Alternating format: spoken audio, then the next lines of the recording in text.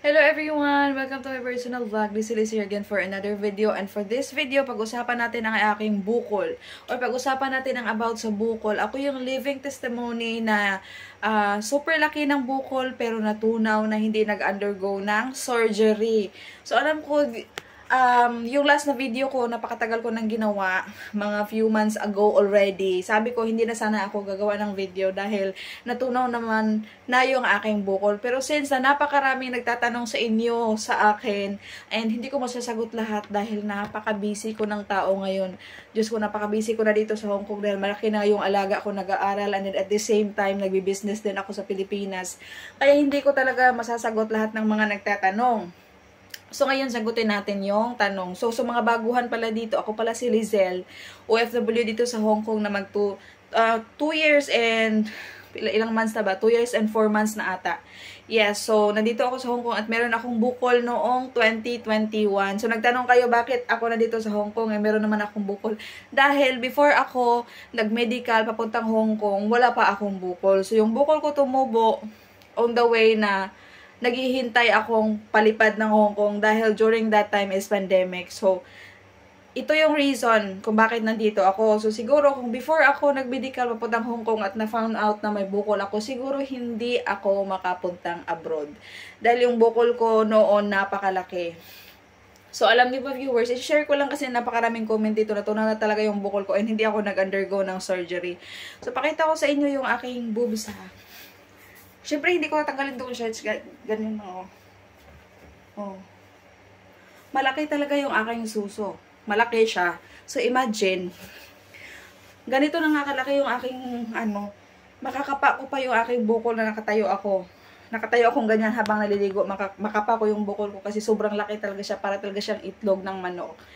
Na bisayang yung organic na itlog na brown na hindi naman super laki. Yung, basta para siya talagang itlog na bilog na soft lang na nag-move. So, paano siya natunaw? Gumawa ako ng video na ito dahil alam ko marami sa atin dyan sa Pilipinas or kahit saan man.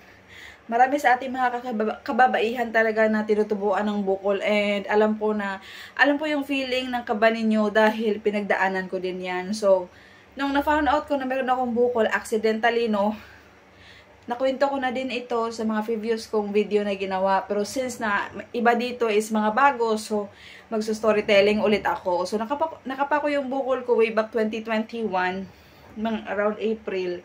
Humiga ako, nanood ako ng TV, tapos bigla ako na ganun, tas merong bukol. So, before ko nakapa yung bukol ko, wala naman akong naramdaman anything. So, nung nakapa ko na yung bukol ko, grabe talaga, iba yung pakiramdam ko. Nag-overthink ako. Kaya nga, nakagawa ako ng video dito sa YouTube. Kasi feeling ko parang hindi na ako aabot ng 1 taon. Kasi diba nakakatakot? Ang dami mo nakikita. Tapos, during that time na na-found out ko na meron akong bukol, ang dami kong mga nakikita na mamatay sa cancer.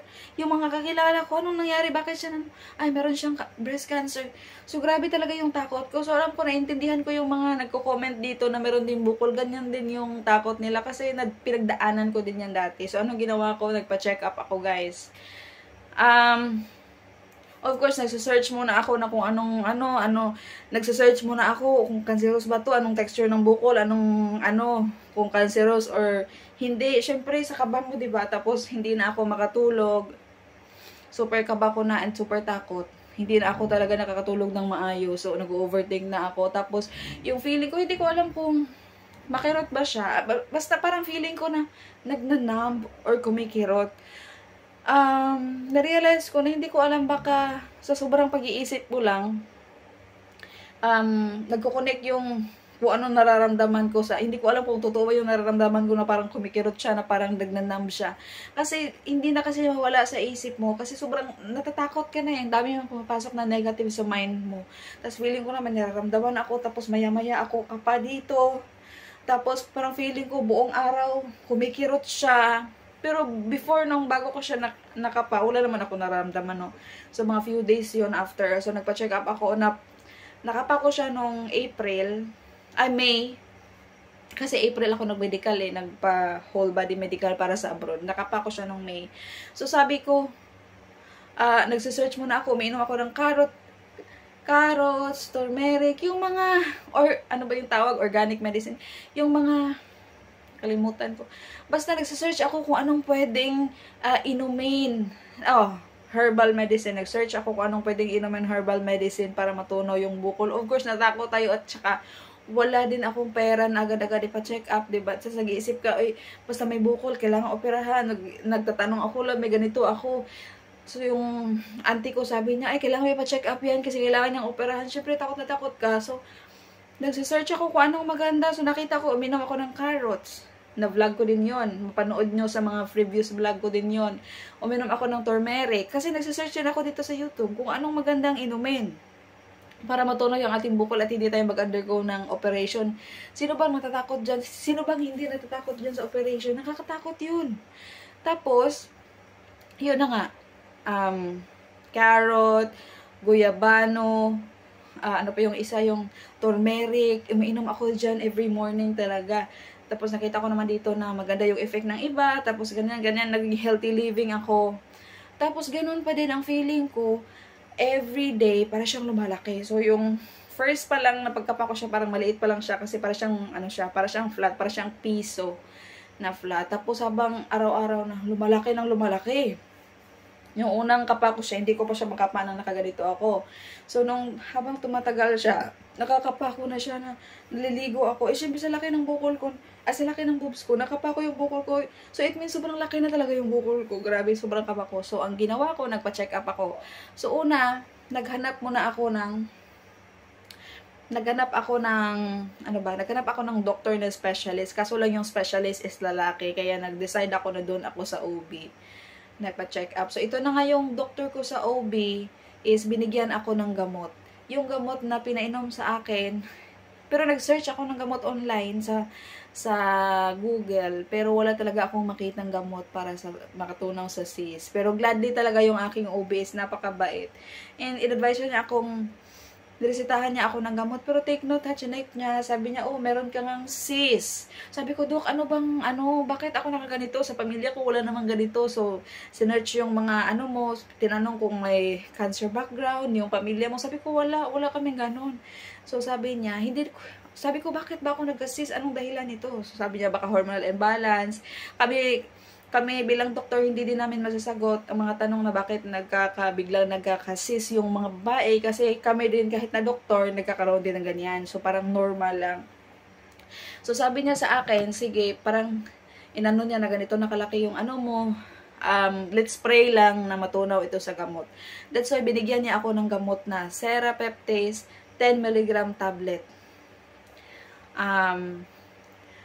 Hindi ko na mapakita sa inyo kung anong itsura dahil matagal na nga yun. Natapon ko na yung mga pero kung gusto nyo makita, balikan nyo yung mga previous video ko nung nakaraan from 2021, 2022, 2023 kasi nag-update ako kung ano ng kasi nung time na nag-post ako ng video dito sa YouTube, ang dami kasi nag-comment, kaya na parang naboost yung confidence ko. Sabi ko, akala ko ako lang, hindi pala, ang dami pala namin. So, yung first video ko na ginawa, na shinare ko kung ano yung iniinom ko, ang daming views. Kasi napakarami pala talaga nating may bukol. So, ayun, binigyan ako ng 10 mg Serapeptase 10 mg tablet. So, inumin ko yun 30 minutes before meal or 30 minutes after meal.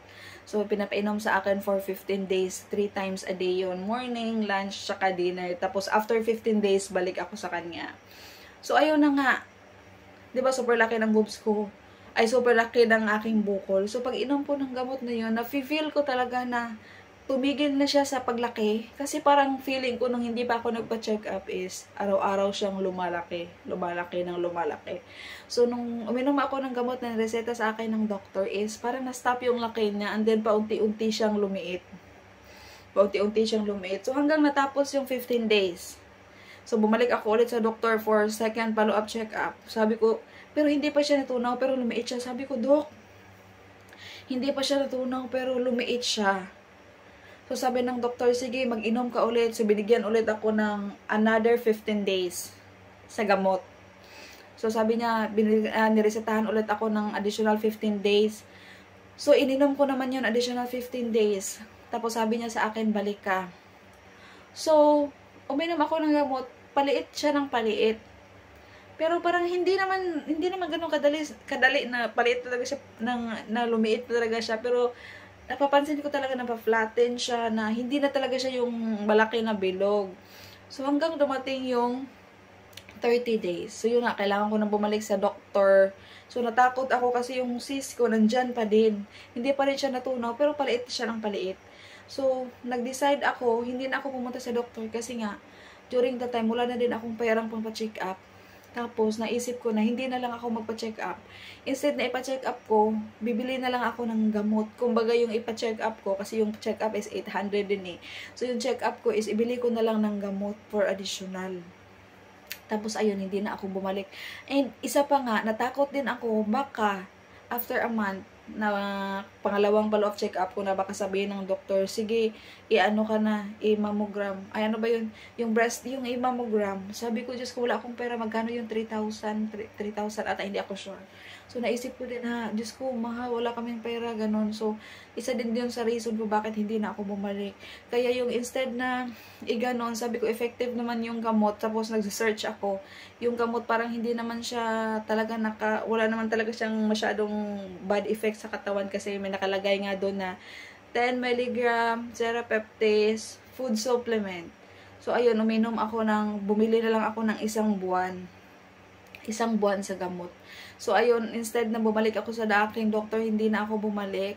Tapos, bumili na lang ako ng for 1 month na medicine. So, ayun yung iniinom-inom ko talaga for a month. So, gladly talaga, hindi natunaw yung aking bukol doon ha, pero lumiit siya and hindi na siya lumaki. Yung parang, ano na siya ba, natigil yung paglaki niya, nag-flat na siya, pero makapa pa rin siya na nandyan siya, pero parang flattened na siya.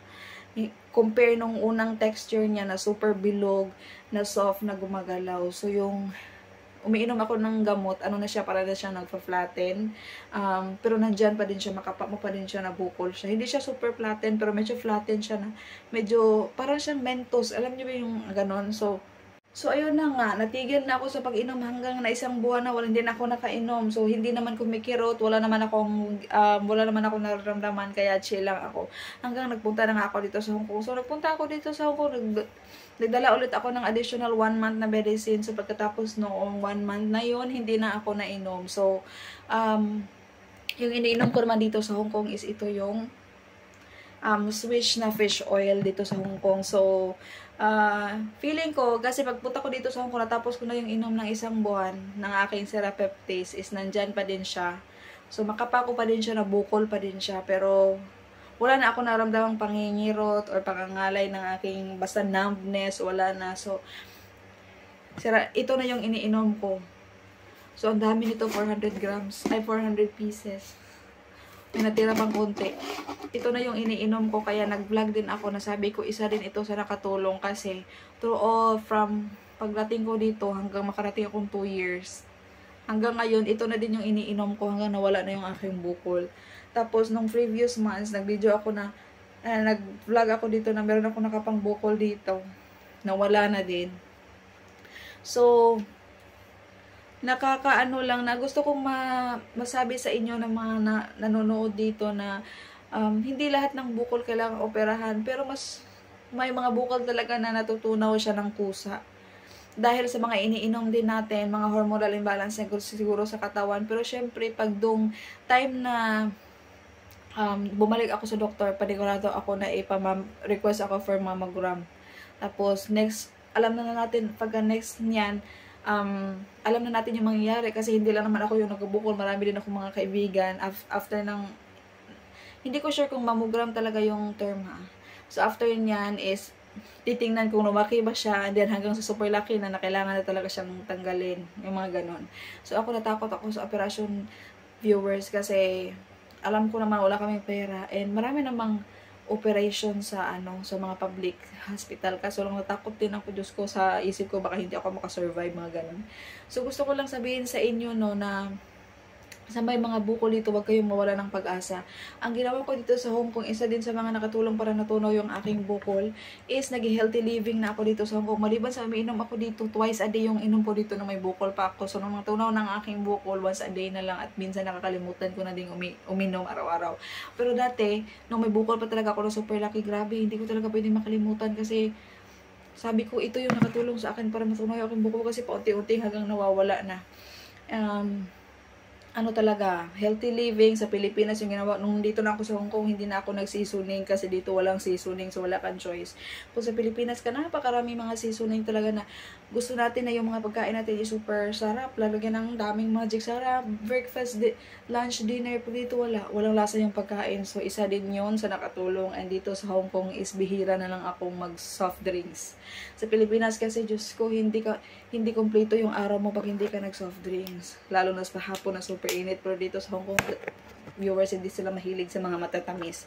Kaya isa din yun sa mga nakatulong. So, sa mga nagtatanong dyan, kung pwede ba yung gamot sa mga lactating mom, yung nagpapasuso, or sa mga buntis, or sa mga minor, viewers, hindi ko po alam yan. Sinasabi ko lang dito at sinishare sa inyo kung ano yung mga na-experience at sinabi ng doctor sa akin. Pero, advice ko din sa inyo na mas makabuti talaga na magpa-check up kayo. Magpa-check up po kayo at tingnan kung ano yung advice ng doctor sa inyo. Sinishare ko lang dito kung ano yung nakatulong sa akin para matunaw yung aking bukol. Kasi alam ko napakarami sa ating may bukol, hindi lang ako talaga. And napaka-common ito kahit na nga mga kaibigan ko dito sa Hong Kong, ang tawag na namin sa aming group, team bukol. Kasi yung mga kaibigan ko may mga bukol-bukol na din. So sabi ko, bili kayo ng ano. So pinapabili ko din sila ng ganito. Kasi naniniwala talaga ako na isa ito sa nakatulong. Although wala siya sa pag-aaral ha. So, isa pa pala, panoorin nyo yung video ni Dr. Willie Ong na about sa fish oil. Napakaraming benefits sa katawan. So, yun lang po. Thank you.